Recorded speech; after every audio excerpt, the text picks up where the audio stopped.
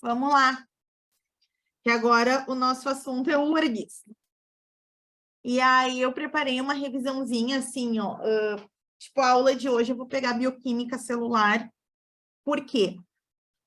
Porque bioquímica sempre cai na URGS. Primeiro lugar, né? Bioquímica sempre cai. Segundo, ela é base da citologia, é base para a gente entender um monte de coisa. Então, eu acredito que hoje, pegando a bioquímica, nas próximas aulas a gente pega membrana, citoplasma, núcleo, DNA, divisão celular, e aí a gente vai seguindo.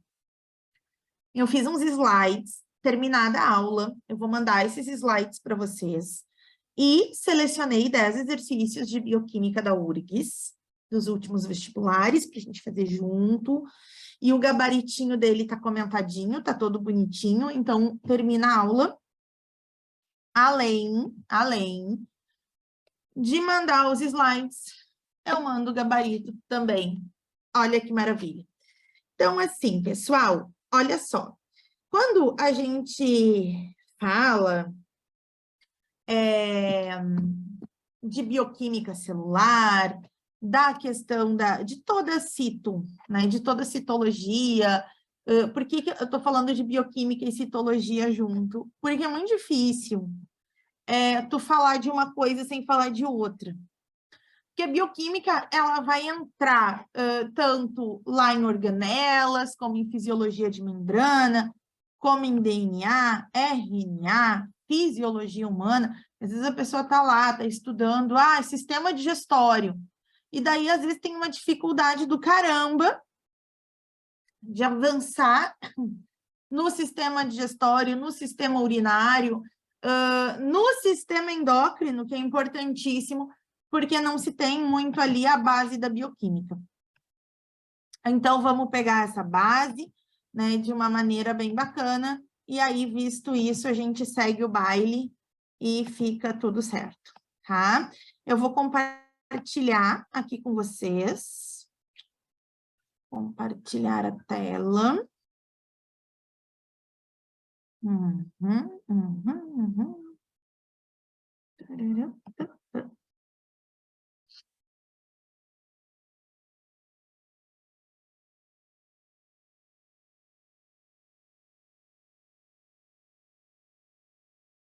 O Zoom fez umas atualizações interessantes aqui, que antes, quando a gente compartilhava a tela, não aparecia para a gente como vocês estavam enxergando.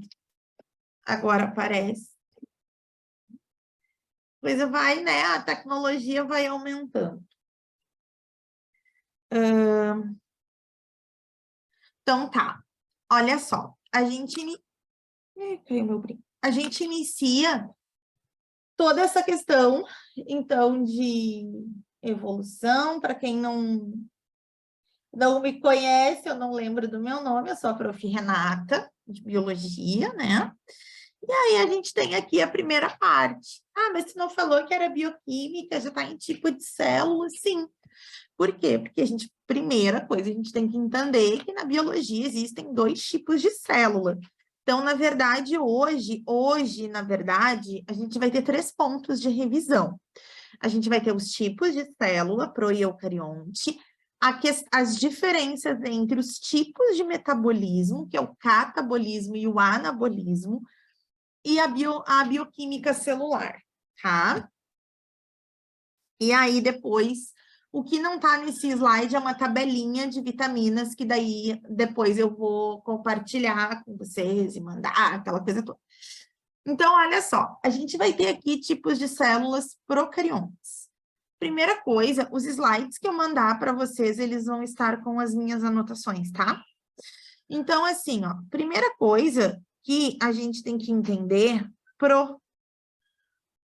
esse prefixo pro, ele significa antes.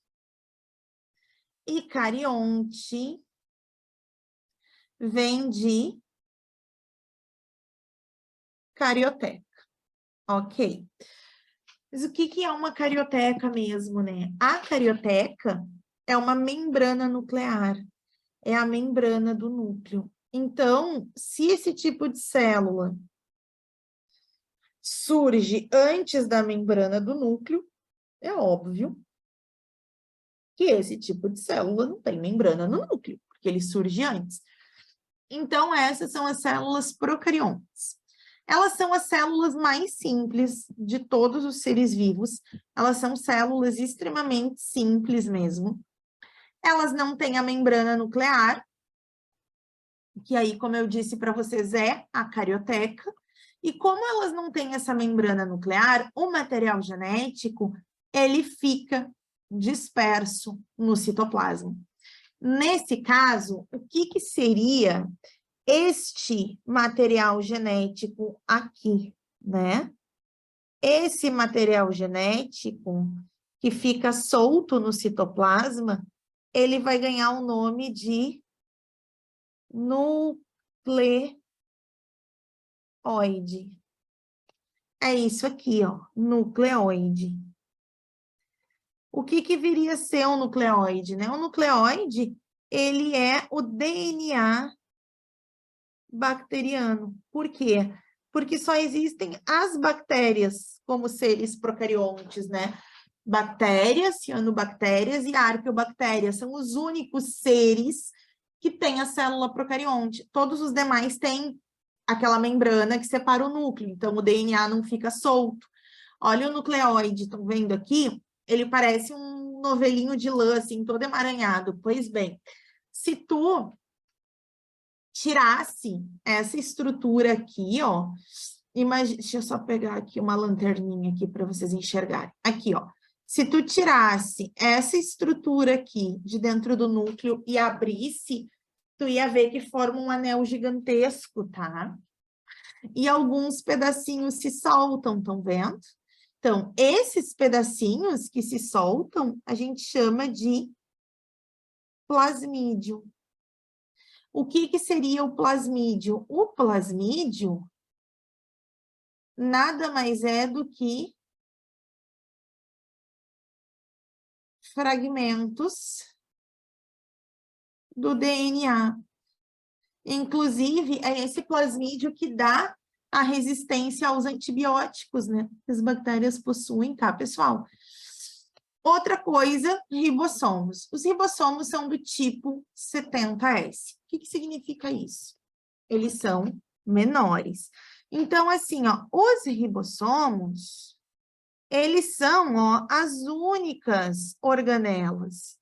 Eles não vão ter Golgi, eles não vão ter retículo, eles não vão ter mitocôndria, eles não vão ter nada. Eles só vão ter ribossomo.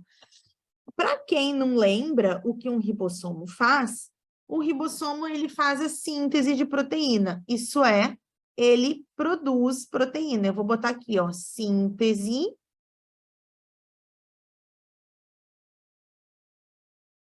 proteica.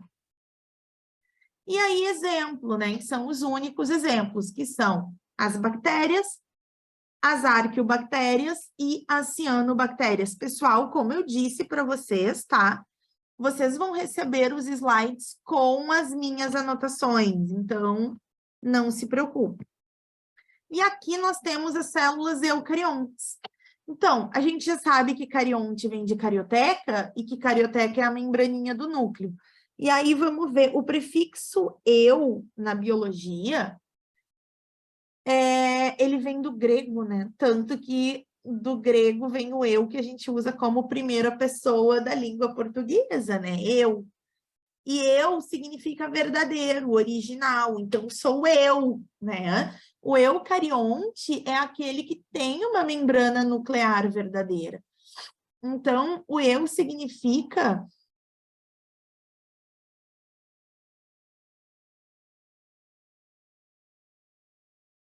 verdadeiro, tá? E aí, quando a gente fala de um ser eucarionte, aqui nós temos as células mais complexas, mais trabalhadas, as mais detalhadas, as mais complexas. Então, tudo que não for bactéria é eucarionte. Olha a quantidade infinita de organelas que tem essa célula.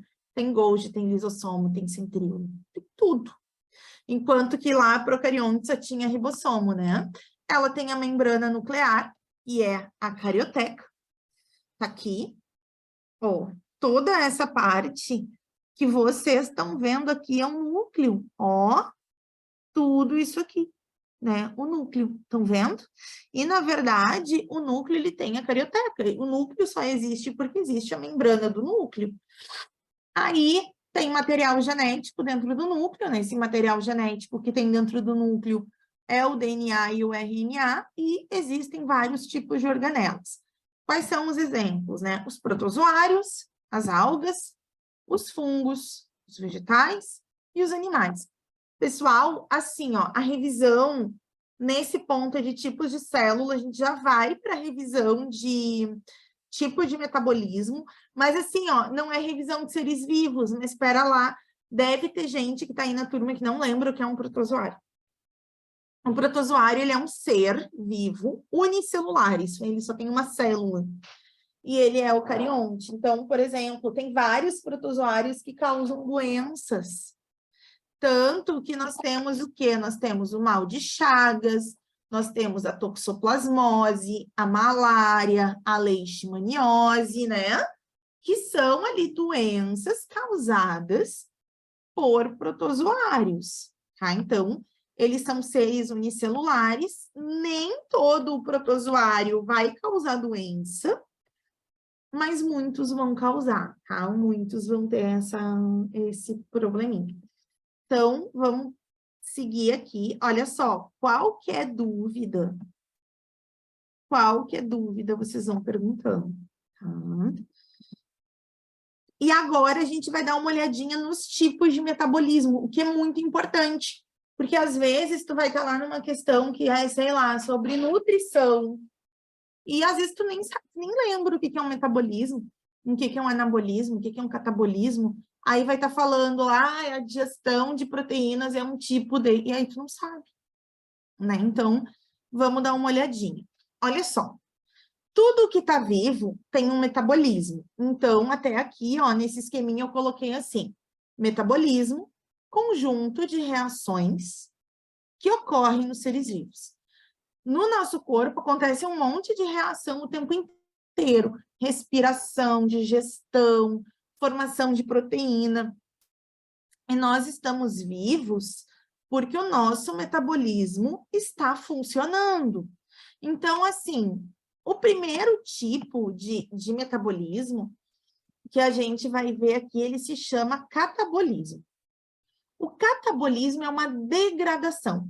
Então, assim, quando é que tu vai degradar algo? Quando tu faz digestão.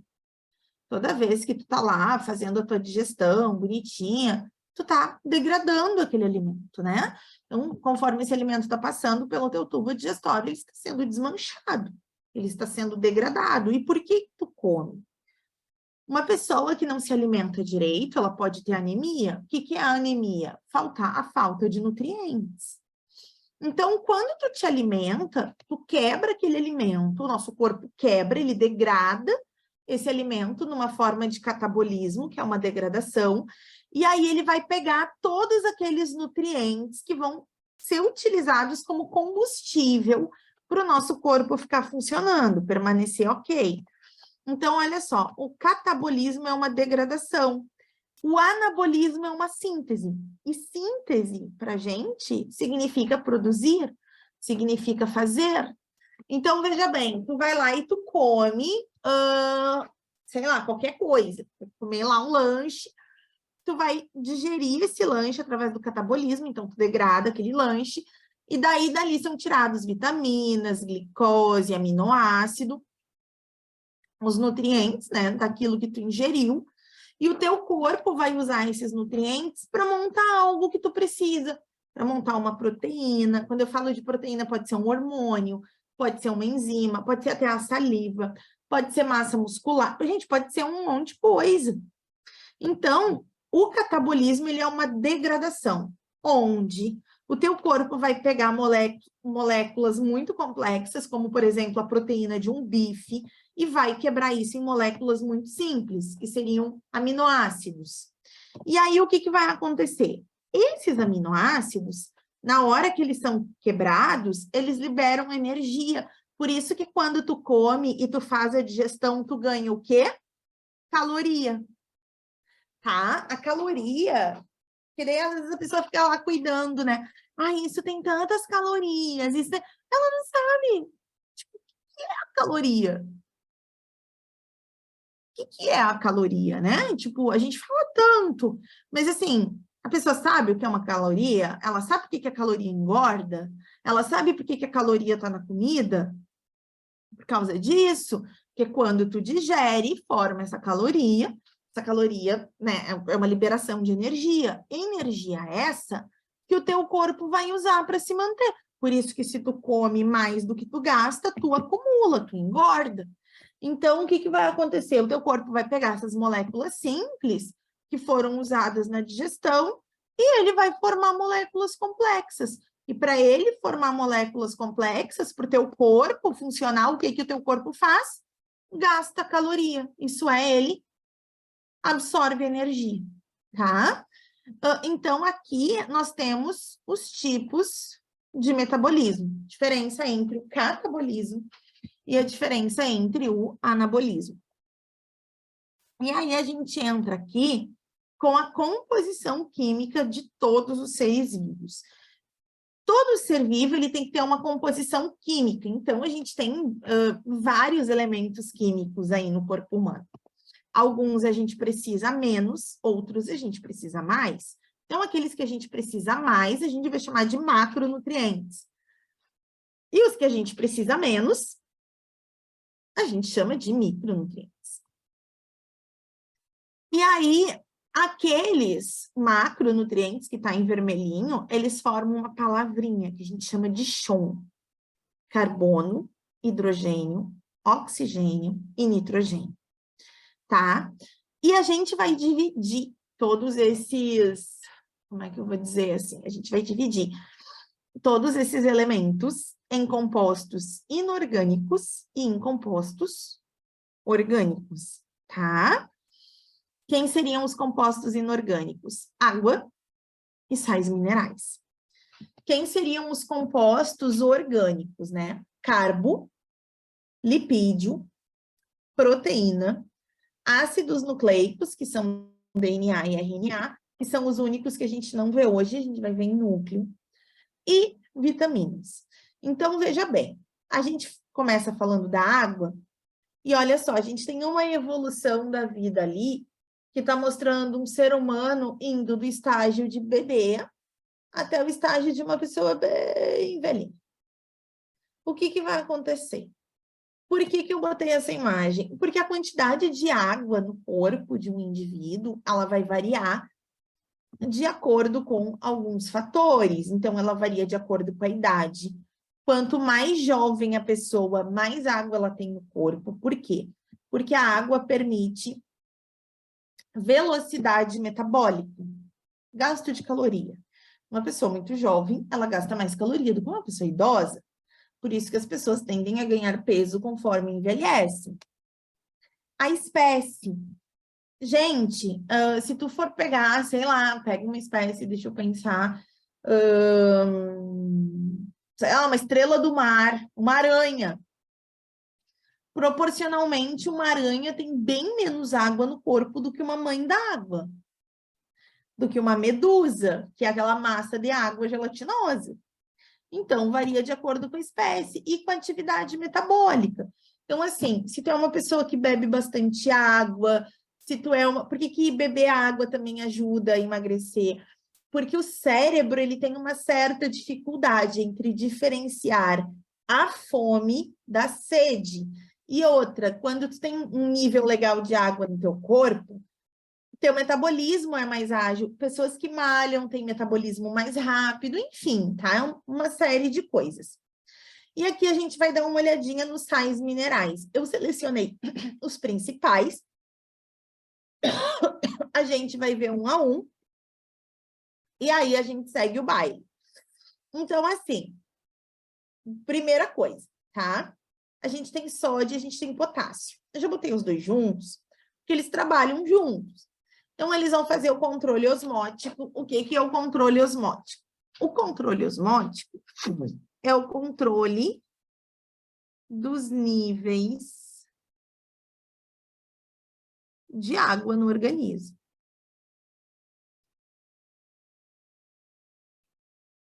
Eles vão transmitir também os impulsos nervosos. Impulso nervoso é sinalização entre neurônios. E o impulso nervoso se dá sempre pela bomba de sódio e potássio. E a fonte ali, a gente tem verduras, leguminosas, a gente tem carne, a gente tem leite, então, em todas essas fontes aí. O cálcio. Quando a gente fala em cálcio, a gente já pensa em ossos, em dentes. Só que o cálcio, além da questão, né, de ossos e dentes, porque a gente fala muito aqui, ó, ossos, dentes. Mas essa não é a única função do cálcio. Ele trabalha na coagulação sanguínea e na contração dos músculos, tá? E ele também ajuda a transmitir impulsos nervosos. Ele ajuda. Quando a gente fala de impulsos nervosos químicos, principalmente, né? Que é a passagem de substâncias químicas, que a gente chama de neurotransmissor, entre um neurônio e outro, precisa do cálcio.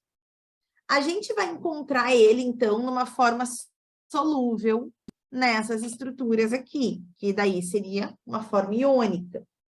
Nos ossos e dentes, a gente encontra em forma de cristal, numa forma insolúvel.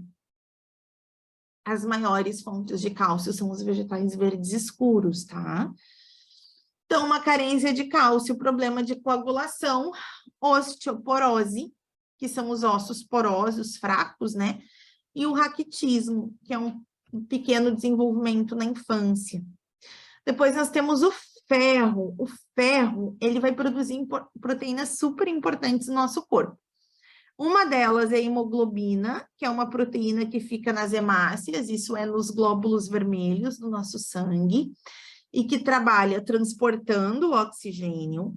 E depois nós temos a mioglobina, que armazena oxigênio nos nossos músculos. Uma coisa que a URGS gosta muito de perguntar, tá? Quando a pessoa tem carência de ferro, ela pode ter uma anemia chamada anemia ferropriva. Olha só, gente. Ferro priva, de privação, privação de ferro. Anemia ferropriva, tá? Então, assim, tomem cuidado com isso aqui. Isso aqui para a URGS é importante, certo? Quando a gente consome vitamina C, aumenta a capacidade do nosso organismo absorver ferro, tá? Aumenta essa capacidade. Deixa eu ver aqui o chat. Não, são vários. Tem vários tipos. Depois, conforme a gente... Não são todos que caem, tá? Que caem no vestibular mesmo é a anemia ferropriva, a anemia perniciosa e a anemia falciforme. A gente vai vendo todas elas. Agora que a gente viu a carência de ferro, é uma anemia ferropriva. Quando a gente chegar em vitamina B12, aí a gente fala da perniciosa. E aí lá na genética a gente fala da falciforme, que são as que caem, tá? Olha só, vai ter um outro aqui que é o iodo. Então, tá. Vai ter um outro aqui que é o iodo. O iodo, ele é tipo assim, o combustível da tireoide. Tanto que quando existe uma carência, uma baixa produção, né? Uma baixa ingesta de iodo, a pessoa não consome muito iodo, ela pode desenvolver o hipotireoidismo, que é uma tireoide trabalhando tipo, mais vagarosamente do que deveria. E aí a pessoa tem lá a questão do aumento de peso, né? Aquela coisa toda. Tá? Tanto que quando a gente vê, assim, para vender sal de cozinha, tá escrito, né, sal iodado. Por quê? Porque eles colocam o iodo no sal para diminuir os números de pessoas com problemas de tireoide aqui no nosso país. O magnésio, ele causa relaxamento muscular, mas a principal função do magnésio é constituir a clorofila. Então, o magnésio é importante para que ocorra a fotossíntese. E quando a URGS vem perguntando função do magnésio, geralmente a resposta é fotossíntese, tá? O fósforo, que ele atua também junto com o cálcio na formação de ossos e dentes, ele atua no DNA, formando o DNA e o RNA, e ele também forma a molécula energética que mantém a gente vivo, né? Ele forma o famoso ATP, que significa trifosfato de adenosina. Esse ATP é a nossa molécula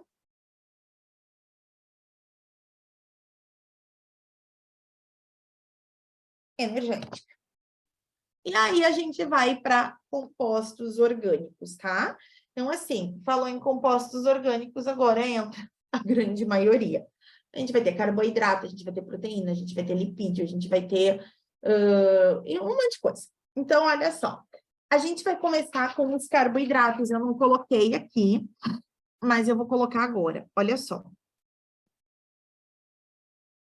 Carboidratos.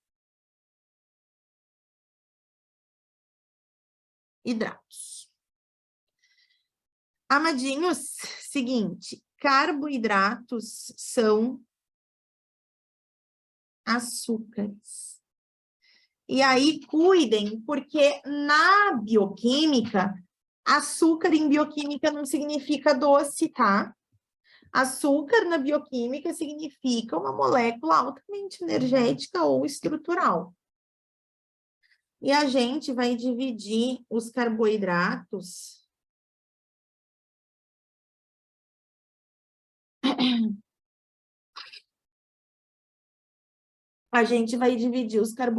em 3 grupos.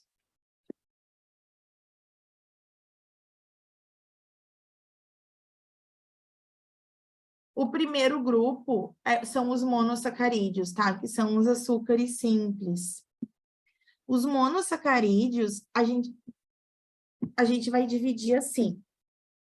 Gente, olha só. 2 grupos. Observa ali. A gente vai ter pentose e a gente vai ter hexose. Quando a gente fala em pentose, são açúcares que têm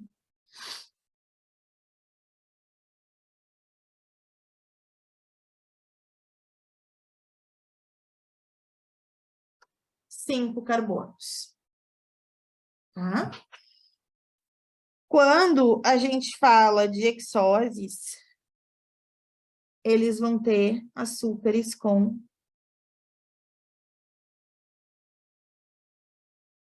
6 carbonos. 5, 6. Só que o que vai acontecer? A gente vai ter alguns exemplos de cada um.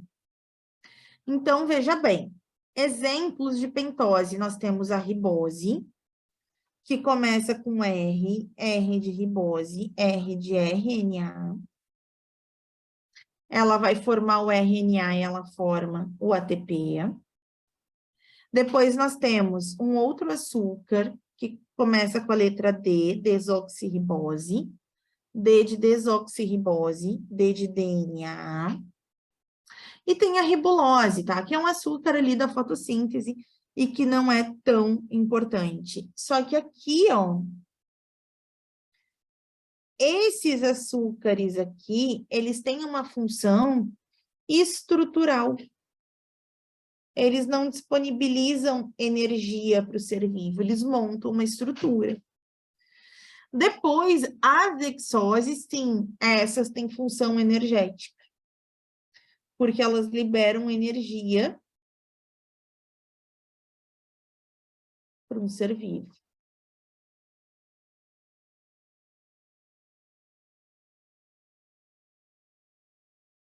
Ai, ficou horrível essa energética, mas dá para entender. Então, a gente vai ter a glicose, tá? que vai dar energia, a gente vai ter a galactose. A galactose, ela é um açúcar do leite. A frutose, a gente encontra em frutas e no sêmen de mamíferos. E a glicose a gente encontra geral. Quando a gente pega 2 monossacarídeos, aí a gente vai ter um disacarídeo. Olha só, todos os disacarídeos têm função de energia, estão vendo? Nenhum tem função estrutural. Então, quem seriam os nossos disacarídeos? A gente vai ter a lactose, que é do leite, que vai ser uma junção de galactose com glicose. Quando eu pego frutose com glicose, eu tenho a sacarose. E quando eu pego 2 moléculas de glicose, eu tenho a maltose. Todos eles com função energética. Quando eu falo de polissacarídeos, olha só as funções, elas variam. Então, assim, ó, eu vou ter aqui amido e celulose. Amido e celulose são polissacarídeos que a gente encontra em vegetais. E quando a gente fala de glicogênio e de quitina, eles são polissacarídeos que a gente encontra em animais e fungos. Sim, os cogumelos, por exemplo. Então, olha só, o amido, ele não tem sabor. Tanto que às vezes tu vai comer um pão, diz, isso é puro amido, arroz, isso é amido, né? O amido, ele não tem sabor e ele vai estar armazenado em algumas estruturas. E o amido, ele tem uma função de energia. Ele é a reserva energética do vegetal, enquanto que a celulose, ela forma a parede celular dos vegetais. É da celulose, por exemplo, que a gente usa para fazer o papel. Então, a gente vai dizer que a celulose é o polissacarídeo mais abundante no planeta. Que ele vai estar presente em todas as plantas, em grande quantidade, né? E o glicogênio, ele é a reserva energética de animais e fungos. Então, no nosso caso, onde é que a gente tem glicogênio? A gente tem no fígado e a gente tem nos músculos.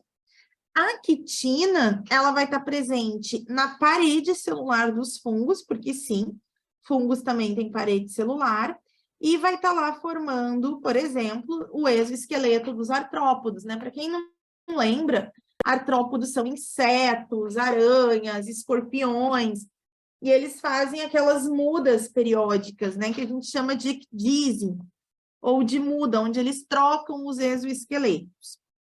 Uma coisa importante para a gente entender, o glicogênio, ele é formado por milhares de moléculas de glicose, gente, muitas, muitas, muitas, muitas. Então, assim, quando a gente come, o que acontece aqui, ó? Tu vai fazer uma refeição, certo? Então, tu foi lá, né? Vamos supor, agora termina a aula, tu vai jantar, se não jantou. No momento que tu come, a tua taxa de glicose sobe muito. E não é legal ter uma taxa de glicose muito alta. Então, ela vai fazer a glicogênese. Ela vai pegar essa glicose e ela vai transformar em glicogênio, estão vendo? Glicose sofre a glicogênese e vira glicogênio. Glicogênio são milhares. Eu vou botar assim, ó, glicogênio formado por milhares de glicoses. Só que existe um hormônio que faz isso, que pega milhares de glicose, junta tudo, forma um combo e produz o glicogênio, que é a insulina. Por que que um diabético, né, tem que maneirar no açúcar, enfim, ou tem que tomar insulina em alguns casos, né, tem que aplicar insulina? Porque ele não consegue converter a glicose em glicogênio, tá? Num tipo 1 de diabetes, assim. Eu não vou detalhar isso agora. Aí, tá, tu comeu, Beleza, tua glicose no sangue aumentou pra caramba, e aí tu não comeu mais, aí tu tá em jejum. Opa, vou botar aqui o jejum. Aí tu tá lá em jejum, tu já tá algumas horas sem comer, ai, ficou horrível esse jejum. Tu tá lá algumas horas sem comer, e aí tu começa a se sentir meio fraco. E aí tu tá lá, tu tá se sentindo fraco, só que lá no teu fígado tem um monte de reserva energética, né? Então, veja bem, tu tá lá em jejum, fome pegando, o que que o jejum, tu vai fazer o que no jejum? O que é que tu vai fazer? Tu vai pegar esse glicogênio e ele vai ser quebrado. Ó, lise é quebra. Então, quando esse glicogênio é quebrado, tu acaba formando milhares de moléculas de glicose, e essas moléculas de glicose voltam para o teu sangue. E aí tu vai ter energia, né? Vai ter energia por mais algumas horas. Só que essa quebra do glicogênio em glicose, ela também é feita por um hormônio que eu vou escrever aqui embaixo. Esse hormônio se chama glucagon, certo? Ali, ó, a insulina faz a síntese de glicogênio, o glucagon quebra o glicogênio. E aí nós temos os lipídios, né? Para quem não sabe o que é lipídio, olha, essa imagem já dá para ter uma noção. A gente tem óleo, a gente tem azeitona, a gente tem sementes oleaginosas, como é o caso da avelã, da noz, do amendoim, né? As sementes oleaginosas, elas são sementes que têm essa... Deus, como é que eu vou dizer? Que tem essa... Tem óleo, assim, né? Lipídios são gorduras, o salmão, o abacate são alimentos gordurosos, né? Oleosos. Então, os lipídios são ceras, são óleos, são gorduras. E a gente começa a ver isso agora, tá? Quando falamos... Ai, gente, quanta coisa boa nessa imagem. Ai, sério, eu amo tudo que tá aí. Gente, olha isso. Linhaça, salmão. Ai, um salmãozinho ia bem, né? Um óleo de oliva, chocolate desses meio amargo, amendoim, noz, abacatinho, ai, que delícia.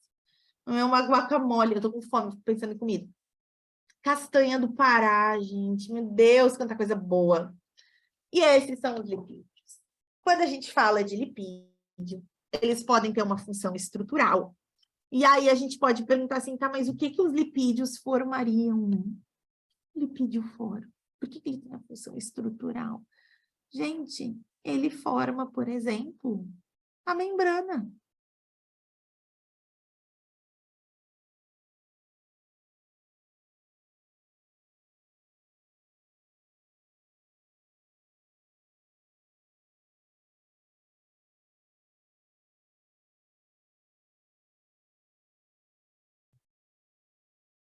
E aí ele vai ser regulatório. Isso é, ele é hormonal, né? Então, a gente tem hormônios lipídicos, tá? Os hormônios sexuais são lipídicos. Testosterona, estrógeno, progesterona, eles são hormônios lipídicos. Também atuam como reserva energética, tecido adiposo, né? Camada de gordura no corpo, que ninguém merece. Isolante mecânico.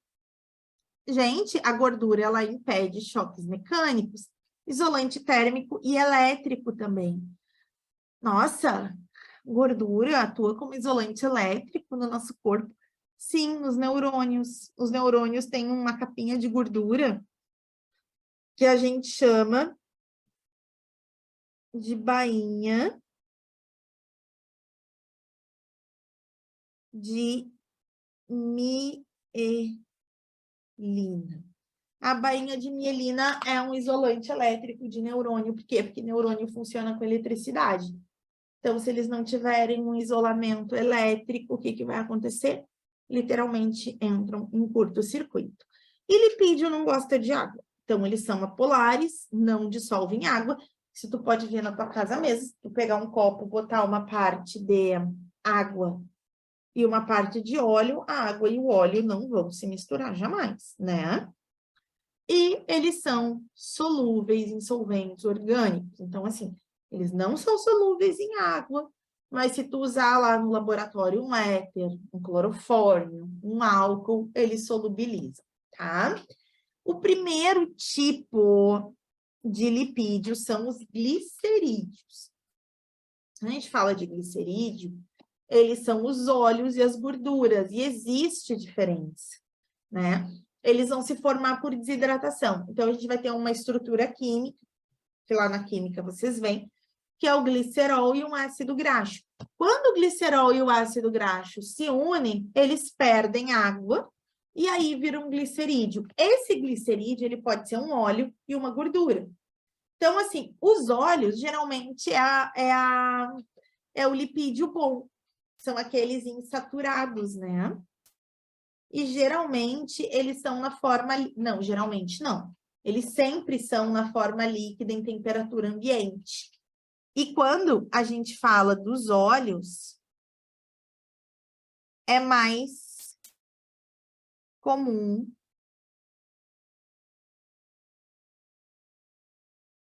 em vegetais. Não que animais não possam ter óleo, tá, gente? Mas é mais difícil, é mais raro. E tu vai ter lá a maioria dos vegetais com óleo, óleo de algodão, óleo de amêndoa, óleo de canola, óleo de semente de uva, óleo de girassol, óleo de linhaça, óleo de gergelim, e óleo de amendoim, óleo de oliva e por aí vai, tá? As gorduras, elas tendem a ser saturadas, então, entope a artéria mesmo. Em condição ambiente, elas são sólidas. É o caso que é mais comum em animais, né? Tanto que uma pessoa faz uma carne assada no forno, põe a carne na mesa, depois que todo mundo come, vai tirar a travessa de carne da mesa, aquela gordura que antes era líquida solidificou, né? Quando tá fria. Então, ela é mais comum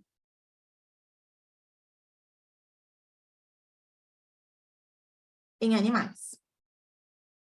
Os cerídeos são as ceras, tá? Então, ele é uma reserva energética em planta, que são seres flutuantes, e ele é impermeabilizante. Então, olha só, gente, a gente usa na cera de fruta, a gente usa em cera de abelha. Não, a gente usa não. Tem na cera das frutas, tem na cera de abelha, tem na glândula uropigiana, para quem não sabe. A glândula uropigiana é uma glândula que secreta uma cerinha que impermeabiliza as penas das aves, tá? Então, glândula uropigiana a gente encontra em ave. Toda vez que tu vê um passarinho bicando, que nem tá esse aqui fazendo, assim, em cima do rabinho ali da cauda, ele tá espalhando o óleo da glândula uropigiana, tá? Ela deixa as penas dele impermeável. A lanolina, que a gente usa em muitos cosméticos, principalmente para cabelo, é a cera da lã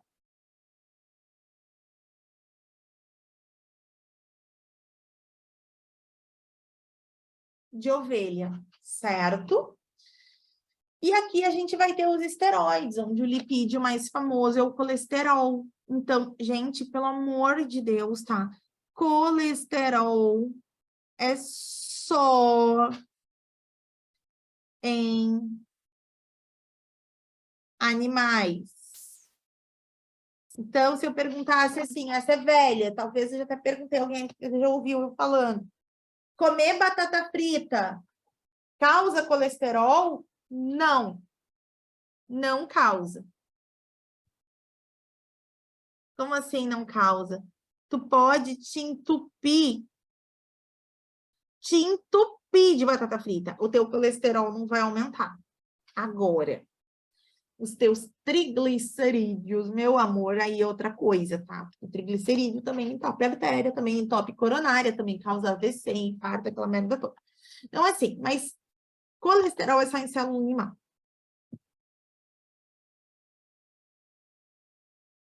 O que mais? Estou pensando. Ah, é que eu tenho horas que me dá umas bobeiras. Ele é fabricado no fígado, tá? Ou tu pode adquirir ele através da tua dieta. E o colesterol também vai ser usado para formar os hormônios sexuais e os corticoides, e também ativa a vitamina D. A vitamina D é lipossolúvel, né? Olha aqui, ó, as moléculazinhas de colesterol na membrana plasmática. Só em animais, gente, pelo amor de Deus. E aqui a gente vai ter os fosfolipídios, né? Olha aqui o colesterol, bonitinho. Os fosfolipídios são essas estruturas aqui. Então, quando a gente fala de fosfolipídio, ele vai ter uma parte redondinha, que é um fosfato. E essa parte aqui, que é um ácido graxo. E ele vai formar a membrana, tá? A gente vai dizer que ele é anfipático ou anfifílico. Por quê? Porque esse grupamento aqui, ele é hidrofílico. Ele gosta de água.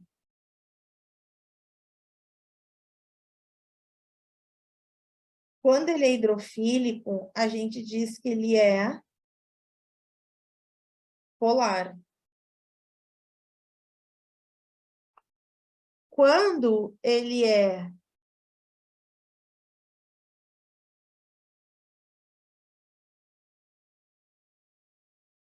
hidrofóbico, ele não gosta de água.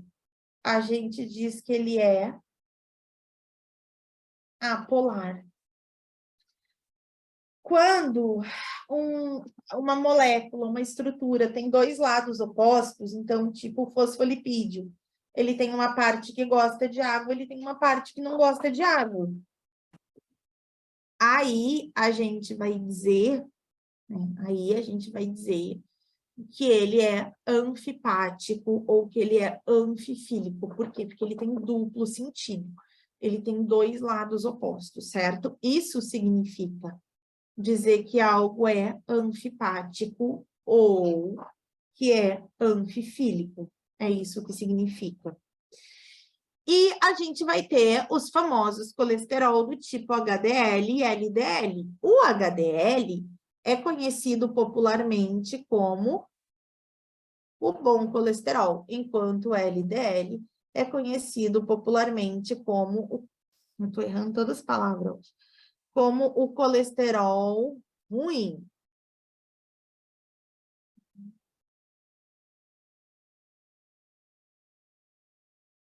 Na verdade, esse LDL vem de low, do inglês, que é baixa. Então, ele é uma molécula de baixa densidade.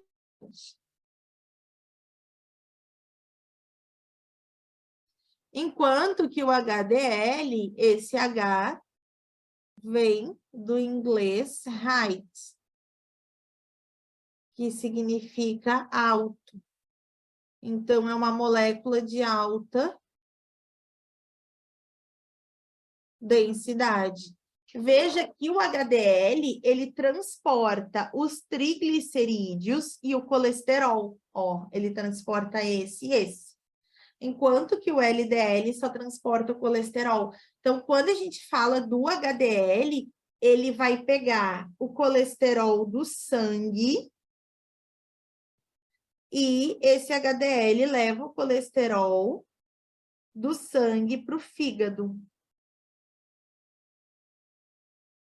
Para o fígado metabolizar.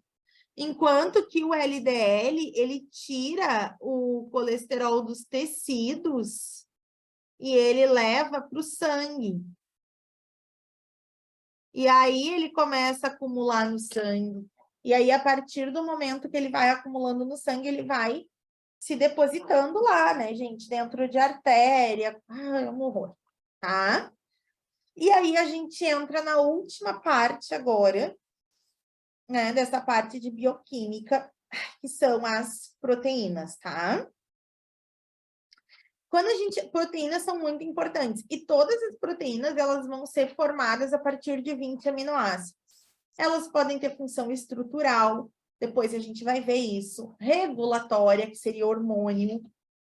Então, aqui, ó, por exemplo, né, Aqui a gente teria... Ah, mas hormônios não eram de lipídios?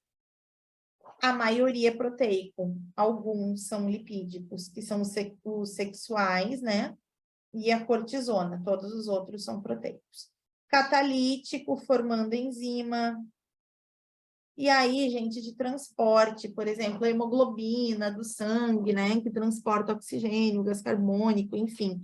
Olha só, eu botei ali num quadrinho sobre a doença de Kwashiorkor, tá? A doença de Kwashiorkor é aquela que às vezes vocês veem assim umas crianças, tipo, na parte muito pobre da África, é umas crianças bem magrinhas com os barrigão, tá? E aí tem gente que diz, ai, olha, cheio de verme. Gente, não, aquele barrigão não é dos vermes, tá? O que que acontece? Essas crianças, elas são desmamadas muito cedo, porque as mães não têm leite, enfim. E aqui, se uma criança não mama, ou se ela é desmamada cedo, né, geralmente se dá ali um suplemento nutricional, enfim, um outro leite e tal. Lá a pobreza é muito grande.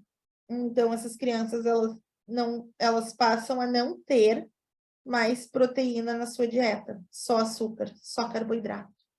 E aí, o que que acontece? E aí, elas começam a ter deficiência de aminoácido. E aí, o que que acontece? Dá um desequilíbrio osmótico, porque o sangue,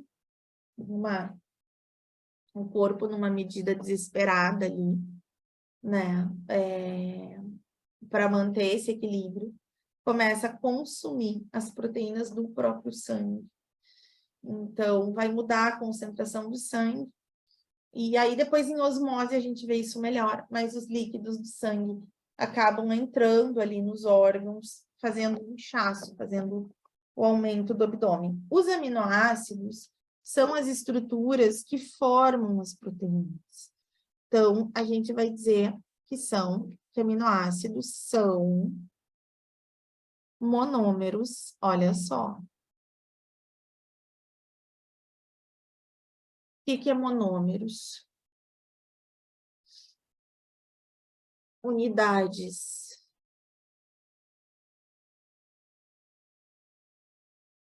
menores que formam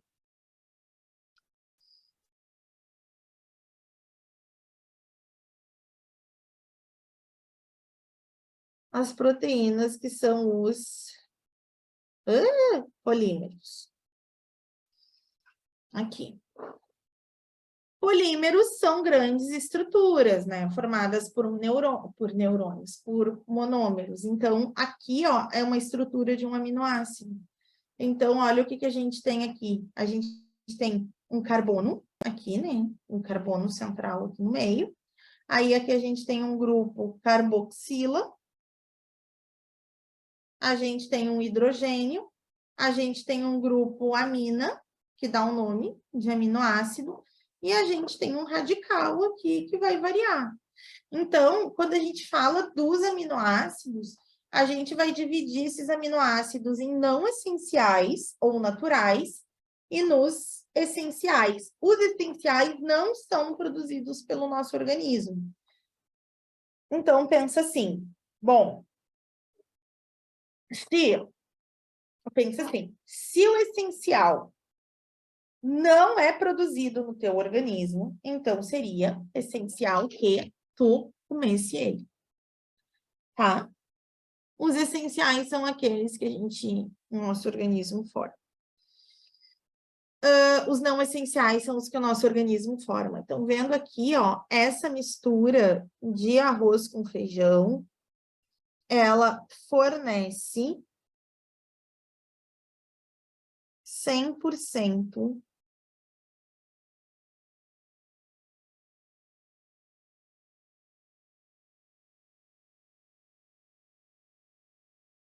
dos aminoácidos, tá? Isso já foi questão de provas e tal. A mistura ali do arroz com feijão, ela fornece todos os aminoácidos que o teu corpo precisa. É bem importante isso, tá?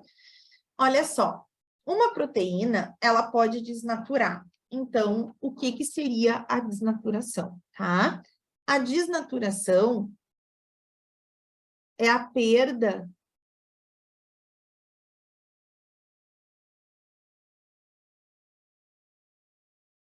da estrutura e função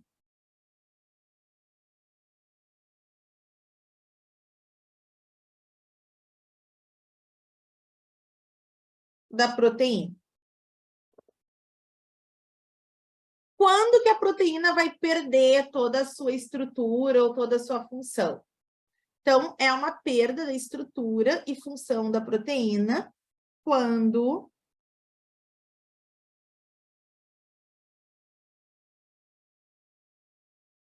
submetida a alterações de pH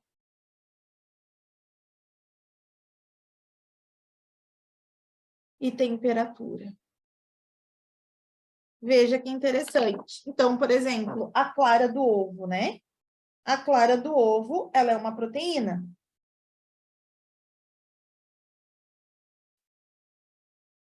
Quando tu coloca o ovo numa frigideira quente, o que que acontece? A clara muda a cor e muda a textura, ela endurece e fica branca. O bife, a mesma coisa. Se tu pegar leite, que é uma proteína, e pingar limão, o que que acontece? O leite coalha. Então, assim, ó, geralmente a desnaturação, ó,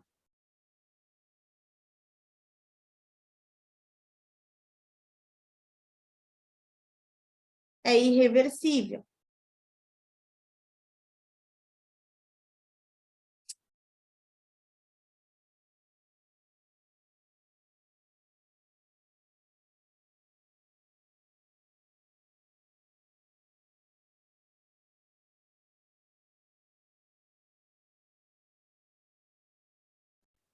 Depois que tu coalha um leite, tu não vai conseguir descoalhar, né?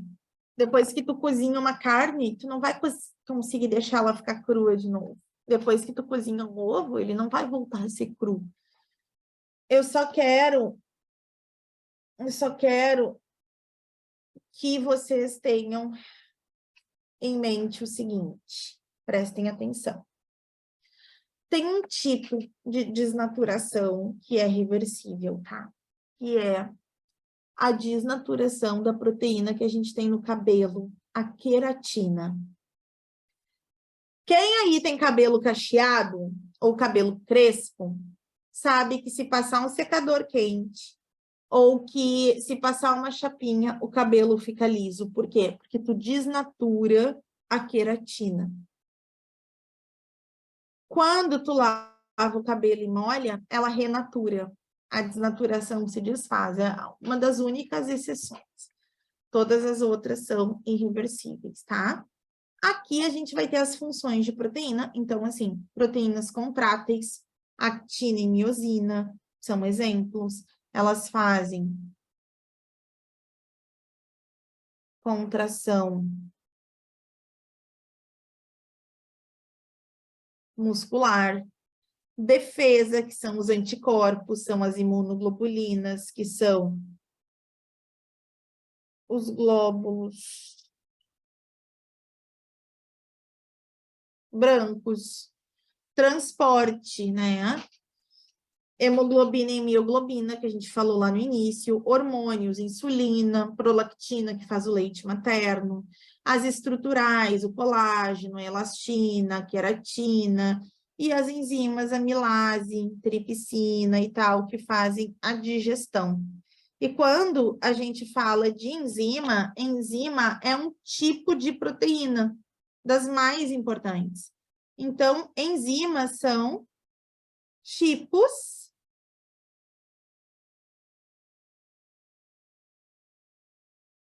de proteínas.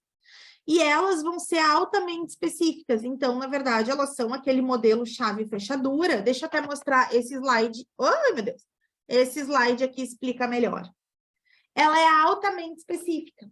Então, tu imagina, quando a gente fala que é altamente específico, a gente chama isso de esquema chave fechadura.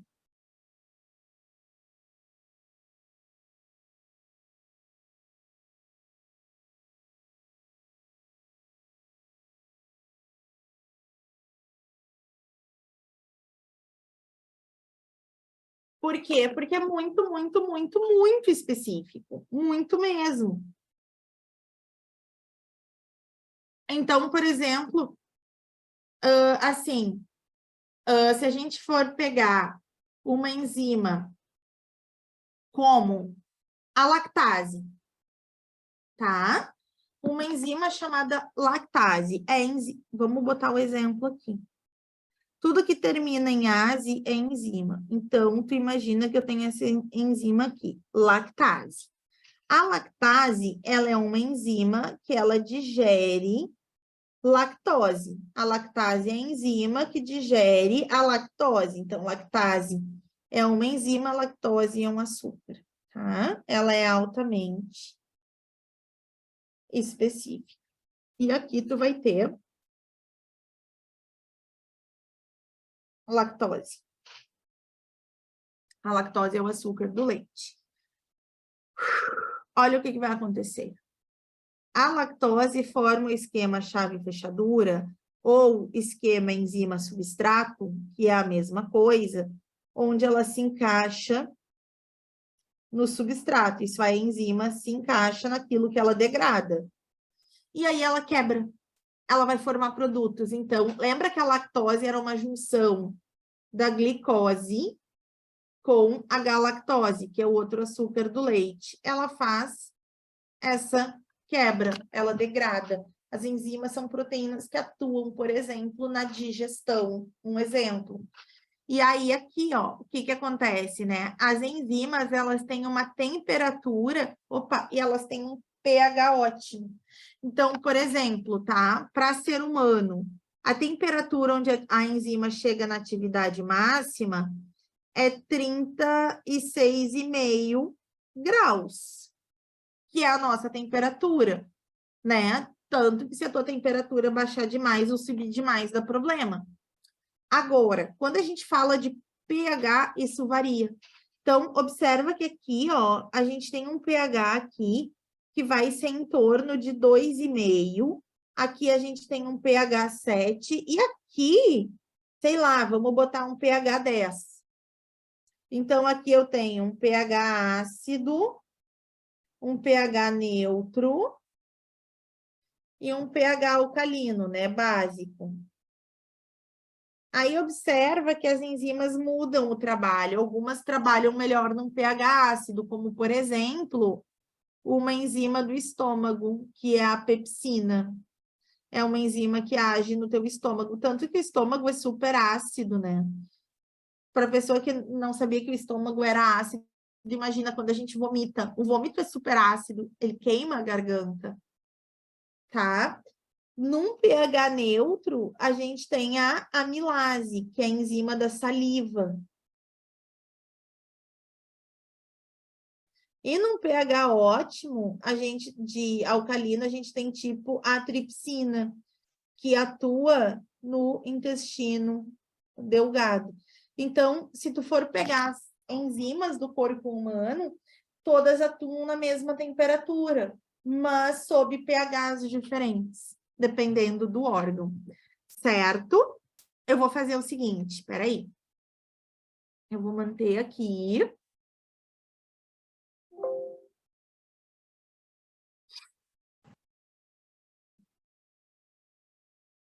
Vamos ver. Acho que deu uma travada. Eu não sei se está travado para vocês. Para mim, deu uma travada. Espera aí.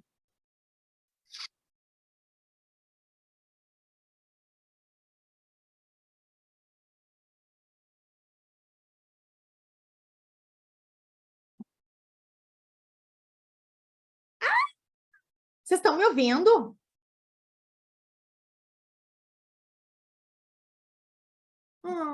Tá, estão me ouvindo. que apareceu aqui que o programa que teria que fechar o programa. Daí eu, é só o que falta, né? Ninguém merece. Agora eu vou compartilhar outra coisa. Até terminar a aula, compartilha, gente.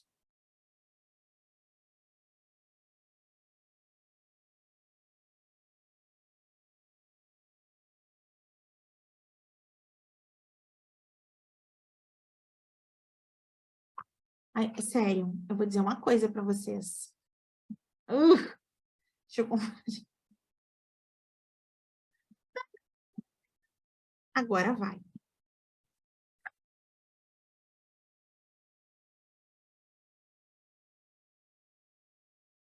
Vamos pegar a tia URGS aí.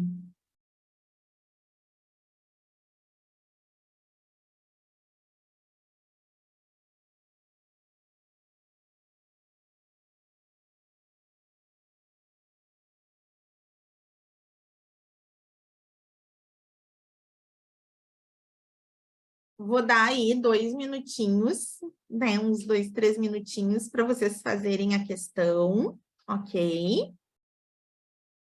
Não precisa responder para mim se não quiserem, mas, né, façam, é importante, nem que seja respondam para vocês mesmos.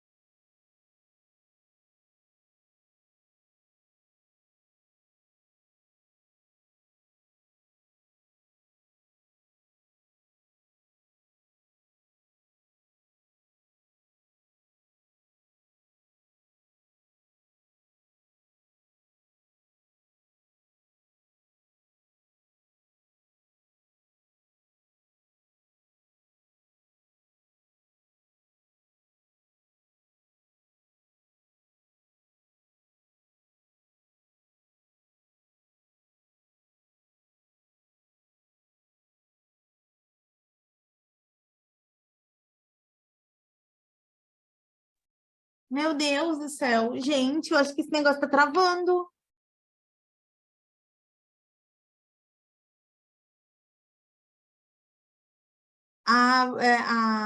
Vamos ver aqui, ó. Tava esperando. Tá. Perfeito. Gente, chegou as mensagens tudo agora. Eu aqui esperando. Olha só, que eu não queria atropelar. Os carboidratos armazenados sob a forma de glicogênio correspondem ao requerimento basal de uma semana. Não, acho que a Marina que comentou ali não é de uma semana, é de um dia. Exatamente, de um dia. Então, a 1 tá errada. Tá? Aí depois a gente vai ter ali, a gordura é mais energética do que o glicogênio. Gente, a gordura é bem mais energética que o glicogênio, tá? O que que acontece? O glicogênio a gente quebra antes, a gordura demora mais. A gordura demora bem mais para quebrar, mas quando ela quebra, ela é mais energética. Então, a 2 está certa. Indivíduos em jejum prolongado necessitam metabolizar moléculas de tecido reserva. Sim. Lembra lá em jejum, que aí vem o glucagon, pega o glicogênio do fígado, metaboliza em glicose, devolve para o sangue. Eu não vou... Então, a gente vai ter aqui a letra D. Eu não vou marcar na 1 a resposta certa, porque eu vou mandar esse arquivo para vocês. E olha só, deixa eu mostrar aqui. Esse arquivo, ele tá com... Cadê? Ele tem o gabaritinho todo comentado, ó. Estão vendo? Tem todas as respostas, tá? Então, mas a 1 é a D. Vamos ver aqui, ó. A 2. Em relação às macromoléculas que constituem a maioria dos seres vivos, é correto afirmar que lipídios e peptidoglicanos compõem a membrana plasmática de todos os eucariontes.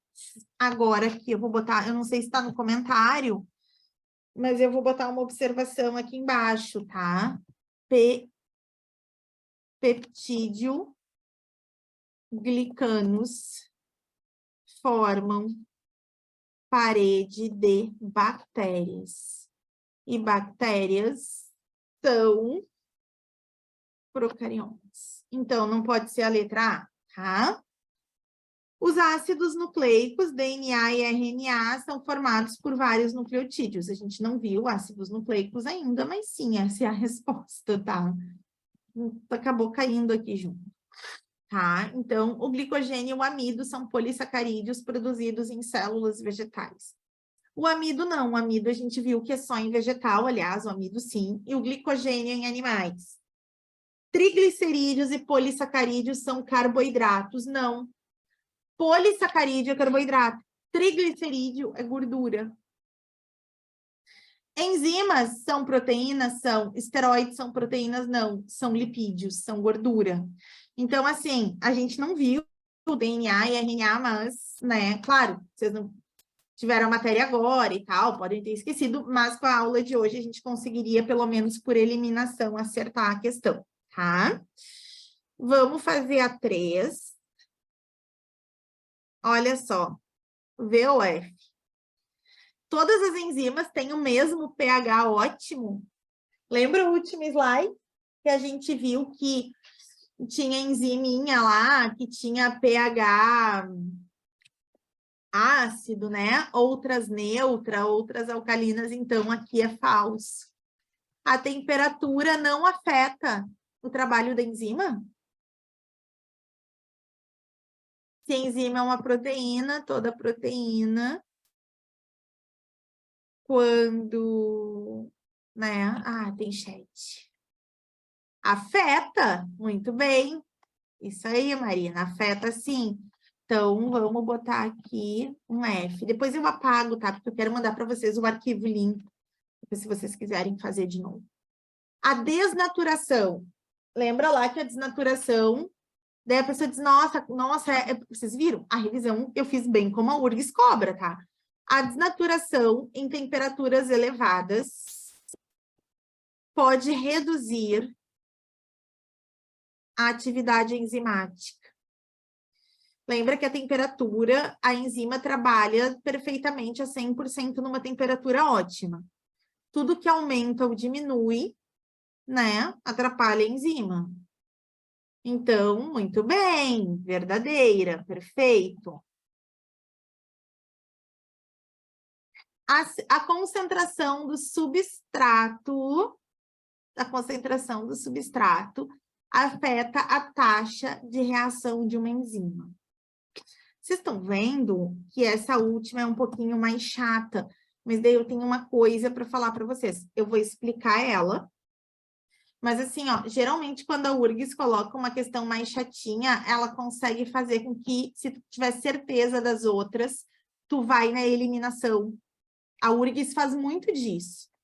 Quando tu tem, assim, afirmativas de verdadeiro e falso, eles colocam uma meio ambígua, que deixa a pessoa meio na dúvida, mas se a pessoa tem certeza das outras, ela vai na eliminação.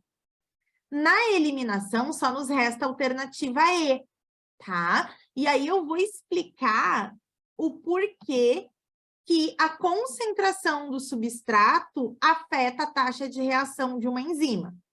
Vamos voltar a falar da enzima lactase. Tu tem a enzima lactase no teu intestino. Só que hoje, tu não comeu nada com leite. A lactase só tem uma função, digerir lactose. E hoje tu não comeu leite. Não tomou leite, não comeu queijo, não tomou iogurte, nada. A lactase vai funcionar? Ela vai trabalhar? Se a única coisa que a lactase faz é digerir o substrato lactose, e tu não consumiu nada com lactose, será que a lactase trabalha? Não, a lactase não trabalha. Então, a concentração, se tu tem muito substrato, a enzima trabalha mais rápido. Se tu tem pouco substrato, a enzima trabalha devagar. Se tu não tem substrato, a enzima não trabalha. Por isso que ela afeta. Deu para entender? Acho que a Marina também comentou que tinha ficado com um pouquinho de dúvida nessa. Deu para entender, pessoal?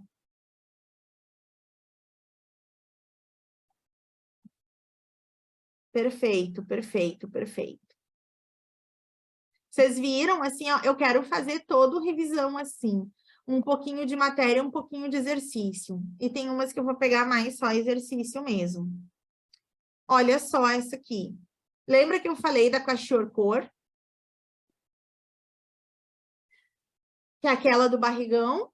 Ó, a dona URGS ali. A desnutrição infantil é um dos maiores problemas de saúde pública que atinge países cuja assistência social não é prioritária.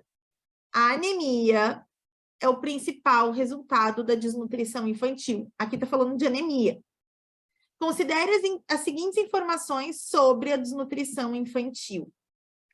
A anemia proteica está relacionada ao baixo peso infantil e à falta de calorias relacionadas ao desenvolvimento.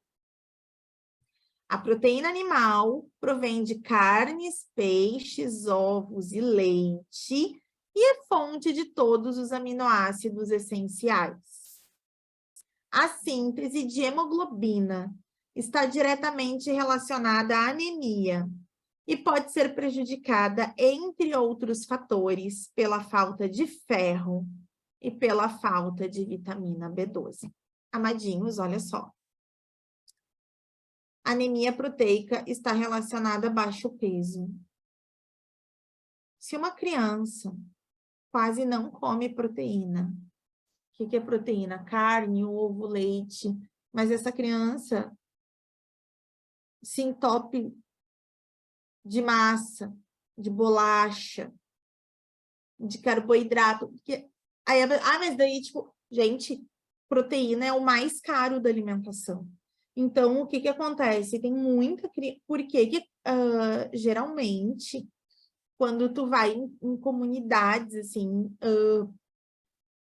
muito carentes, é muito comum as pessoas estarem muito acima do peso. Não é incomum. Claro, não é todo mundo, não estou generalizando, mas não é incomum. Por quê? Porque, olha só, a pessoa podendo comprar, sei lá, com 10 reais, né? Agora inflacionou tudo, mas tem lá 10 reais, ela vai preferir comprar 2 pacotes de macarrão ou um cachinho de banana? 2 pacotes de macarrão, dúzia de ovos, ela vai preferir. Então, assim, ó, falta de proteína não está associada a baixo peso. Se tivesse, gente, não. Olha a dieta low carb, a pessoa emagrece quando começa a comer proteína pra caramba. O que é a dieta low carb? Corta carboidrato, come só proteína, a pessoa perde peso. Tá, aumenta colesterol, ok? Mas perde peso. Então, a anemia proteica, ela não está relacionada com baixo peso. Tá? Não significa isso. Proteína animal provém de carne, peixes, ovos e a fonte de todos os aminoácidos, tá certo? A síntese de hemoglobina, que é aquela proteína de transporte de oxigênio do sangue, está diretamente relacionada à anemia e pode ser prejudicada, entre outros fatores, pela falta de ferro, que tá certo, e também pela vitamina B12, que daí as vitaminas eu vou mandar a tabela para vocês e fica de leitura, porque é muita coisa para revisar. Se eu for falar de tudo, a gente não consegue ver tudo até a URGS. Então, aqui a gente tem a 2 e a 3, certo? Pessoal, o nosso tempo acabou. Eu vou fazer assim, ó, eu vou mandar esses exercícios para vocês. Ele tem o gabarito comentado, vocês façam. Eu vou mandar todo o material agora já, beleza? Tá bom, Sora. Prof, eu queria falar contigo sobre os próximos conteúdos que tu vai trabalhar, porque, assim, eu confesso que eu negligenciei bastante a biologia da URGS, né? Esse ano eu foquei bem mais no Enem. E daí eu queria, pelo menos, estudar antes os conteúdos que vão ser revisados, mas em função da URGS, assim, sabe? Daí eu queria saber se tu pudesse se tu podia me passar os conteúdos que tu vai revisar para mim poder já ver antes, sabe? Claro, eu escrevo. Eu vou botar no grupo, pode ser? Daí todo Tá, mundo pode ser. fica salvo lá. Aham. Tá bom, Ah, então, então tá. Sara. Obrigada. Tá certo? Imagina. Beijo e bom finde. Tchau, Sora. Boa noite. Beijo. Tchau, beijo, beijo.